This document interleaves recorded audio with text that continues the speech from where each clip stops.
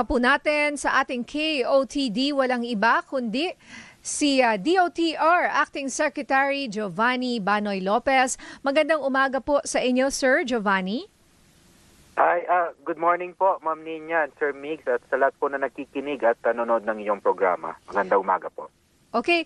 Sir, ito nga pong Unified RFIDs, laman ng balita po ito kahapon, ano? Pero syempre gusto namin mas maintindihan pa ito pong bagong pangyayaring ito. Ano po ang nangyari sa aming mga RFID ngayon? Opo, thank you po, Ma'am Nina po, no? Kahapon po, naglunsad na po tayo ng One RFID All Tollways. Ano ba ang mga features po nito at paano po gamitin to? Una po, gusto kong sabihin na this is optional. Optional po to. Ibig sabihin, kapag tayo po ay masaya pa sa ating two accounts, ibig sabihin sa yung existing RFIDs natin na meron tayong EasyTrip at AutoSweep, pwede po yun. Magagamit nyo pa rin yan. Opo. Pero kung gusto nyo na po magkaroon ng isang One RFID para sa lahat ng ating tollways, mamimili po kayo ngayon. Kung ang gusto nyo ngayon ay EasyTrip or AutoSweep. At kapag nakapili na po kayo, pwede pong online or pwede po kayo mag-walk-in sa ating mga service station. No? At makikita po natin yan sa social media ng EasyTrip at AutoSweep. Opo, sir, so to clarify po, no, sabihin po natin, ako po motorista, gusto ko po yung Unified RFID. So to clarify po, hindi ko na po kailangan kumuha ng isa pang RFID, yung EasyTrip o yung AutoSweep. Tama po ba, sir? Tama po yan. Tama po yan, sir. But you have to register. For example po, ang pinili po natin, EasyTrip. No po, no? So ito po yung MVP group. Kailangan nyo po mag-register online. At kailangan nyo iparating sa kanila na mag-unified or magwa-one RFID po kayo. Bakit po kailangan natin gawin to? Upang yung mga, for example, may balance po kayo sa AutoSweep, may ikakarga sa bago nyong one RFID, which is EasyTrip na inyong pinili. Or kung gusto nyo naman mag-refund, makakuha naman kayo ng refund para sa AutoSweep. At ang pangalawa po dito ay para ma-check po natin kapag may negative balance po kayo. Sapagkat kapag may negative balance po kayo, you have to settle first your balance bago po kayo makagamit ng one RFID. Opo. Sir, ang tanong, ang follow-up ko lang din po, no? Siguro ang tanong ng maraming motorista, although na-appreciate po natin itong lahat, pero bakit po? Since parehas lang naman po nagagamitin, AutoSweep or yung EasyTrip, pero bakit natin to gagawin ngayon at this time?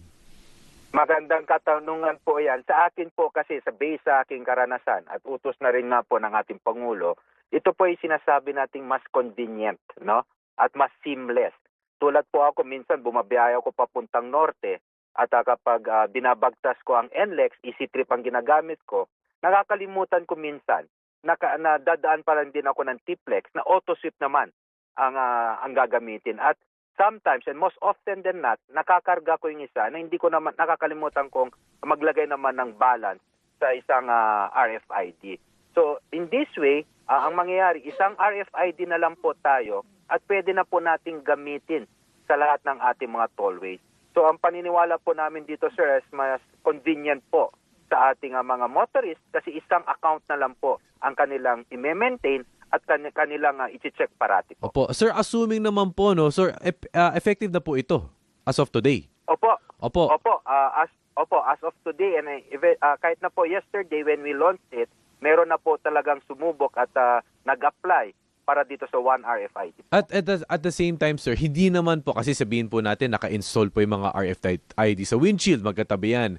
Alam naman po ng sistema na hindi ang mababasa lang na po isa. Baka mamaya, yung dalawang RFID may pondo, mabawasan parehas. Hindi naman po siguro mangyayari yun, sir. Ganito po ang mangyayari, sir. No? Kapag pumili na po kayo ng isang RFID, sabihin natin EasyTrip, tatanggalin po natin yung isa. Ngayon, yung balance nyo po sa AutoSweep, kasi EasyTrip ang pinili nyo, pwede po nating ilipat sa pinili nyong one RFID or pwede nyo naman po i-refund. So, once you choose the one RFID po, tatanggalin ng sticker, yung mga remaining balances, either you refund it or ikakarga dun sa pinili nyo pong one RFID. Ayun. So, ganun pala po, ano. But eventually po, mawawala po ba yan sa tingin nyo later on na magkakaroon talaga ng isang unified RFID? Ang sa amin po ngayon, we always give the option to the public po kasi to the motorista Sabi nga po namin, if you want to maintain the 2 existing RFIDs, okay din naman po yan kung dyan kayo mas komportable. Kung gusto nyo, isang RFID din po ang gagamitin natin, pwede na po, may programa na po ang gobyerno, yan po yung nilunsad natin.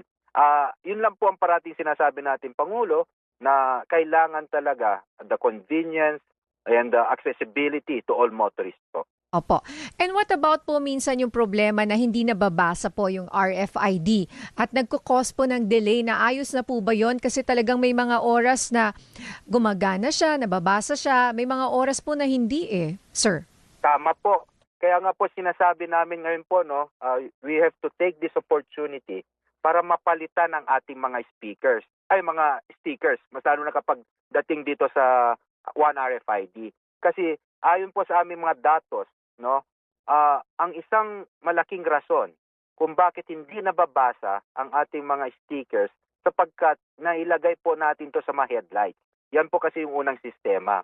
And these stickers are exposed to sunlight, sa ulan, at nagiging depektibo because of yung exposure nga po at saka nagiging worn out, yun po ang sinasabi namin.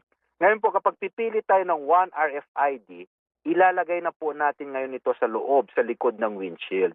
Upang sa ganun, mas mapapahaba natin yung effectiveness at buhay ng stickers. Opo. So yun po yung ginagawa po natin ngayon. And because of this One RFID, ibig sabihin po na upgrade na rin po natin ang sistema ng ating mga tollway operation. Yes, opo. Sir, in relation to that, sabihin po natin ang basic po na infrastructure ng tollway is may boom, di ba po? Pero baka ibang concern din po ng mga motorista, yung speed po, yung pag-angat po ng boom. Yeah, ang bagal. Opo, minsan po okay, minsan nagkakaroon ng delay. Ito rin po ba, kasama na rin po ito sa pag-enhance ng serbisyo?